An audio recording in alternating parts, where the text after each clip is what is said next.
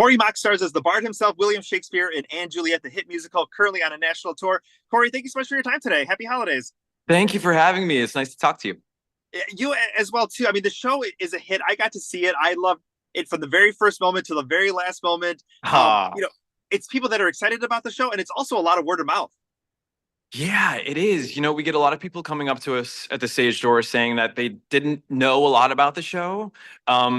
And they were like so surprised with how many songs they knew, how much they loved the story, how much fun it was. It really is. It's an absolute blast of a show, especially with like the audiences we've had in Chicago. It's like a party every night. It's so You're fun. you're here through the 15th at the Cadillac Palace Theater. Tell us a little bit about coming to Chicago, the anticipation, and now that you're finally here.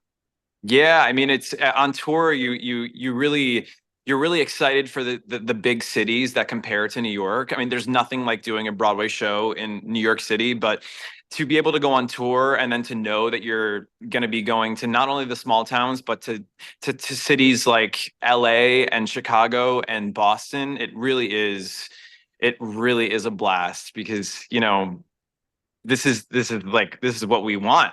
We want audiences who, are able to like laugh loud and clap hard and dance their little butts off at the end.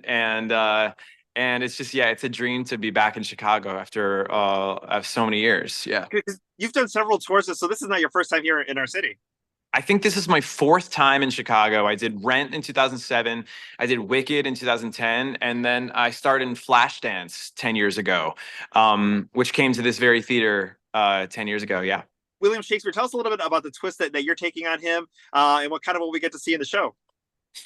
Yeah. I mean, there's really not much to learn about William Shakespeare, unfortunately. All we really have is, the thousands and thousands and thousands of words that he wrote. So, a lot of the characterization is based on that, which is interesting because so many people know these words and know these titles and know these ideas that he wrote about. So to see them on stage being reflected in my character is pretty awesome. We also took a lot of liberties in imagining what this man was like just based on what he wrote. And the characterization has been a lot of fun to play with. He's an absolute clown. He's just being his stupid self.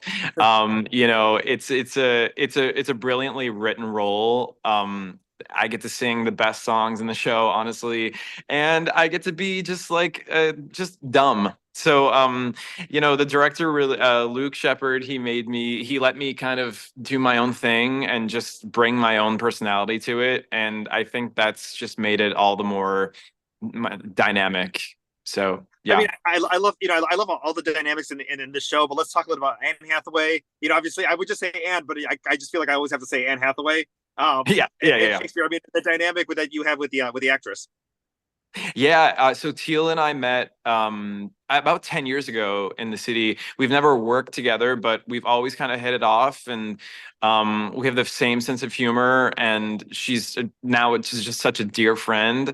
And we both are very aware like what the show is, which is like this kind of like wink to pop culture and to but also to like the classic Shakespearean ideas, with these just amazing songs written by Max Martin, spanning from like the early 90s to today.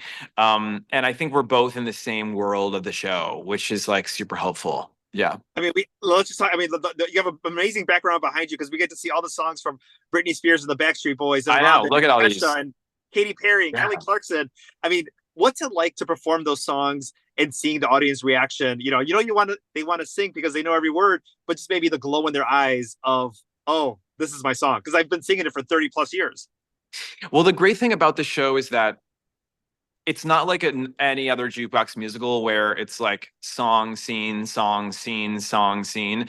They really do a really amazing job in bridging the idea of a scene leading into a song. So not only are while the songs are happening, yes, the audience is their eyes are just so bright and like lit up, but when the song begins, usually the first line of the song gets this huge laugh because the audience knows that these characters have warranted the songs. And it's really important when you're writing a jukebox musical that it doesn't just become formulaic. And this show is anything but. Yeah, no, Yeah. definitely 100%. I mean, you mentioned the show. Congratulations. They already made an announcement. It's coming back to Chicago July 22nd through August 2nd, Yes. 2026. Not 2025, 2026. Wow. 2 years from now.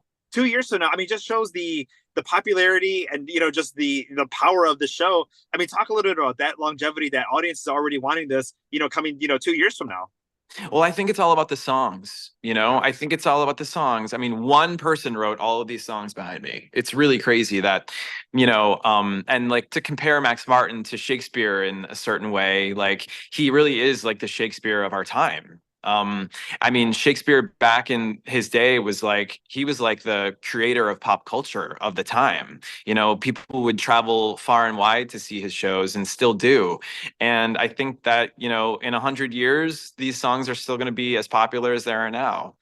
So I feel like a lot of audiences come and they walk away humming every single song because they were such an integral part of their lives as a kid or raising a kid or teenagers now who know these songs and have heard them, in Applebee's, but may not know what they're about or Yeah.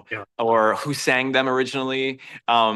It's like every generation comes and these songs have like a special place in their heart. I mean, that is something that is not lost on me, especially as I get older. Obviously, everybody has a time reference of, these are the songs I grew up with, and these are the songs I danced to in college, and these are the things like, Yeah, when I'm older that I love, that I reflect on these like special moments in our life. But there's also those young theater goers that this might be the first time they're hearing these songs or hearing them in a certain 100%. way that's not their back of their mom's car, that like, Yes. and they Yeah, get to exactly. experience it on their own and get their own identity with these songs. Exactly. Yes, and we love that. And the way that, they've kind of been updated to this story that, encapsulates gender equality and feminism and these really important topics is pretty great. It's pretty great to bring these ideas and this story to like a modern day Gen Z audience. And I love too that it kind of empowers people to rewrite their own ending to their story. If you're not happy with something, I think it gives people a lot of that power within themselves that maybe you leave with that when you finish watching the show. Yeah, exactly. Wonderful. Well, Corey, thank you so much for your time today. Make sure you go ahead and check it out. It's only here through Sunday and Juliet at the Cadillac Palace Theater, 151 West Randolph, Broadway and Chicago.com for those tickets. Enjoy your time here in our city and happy holidays to you. Thank you. Yeah, you too. You too. Thanks for having me. Thank you.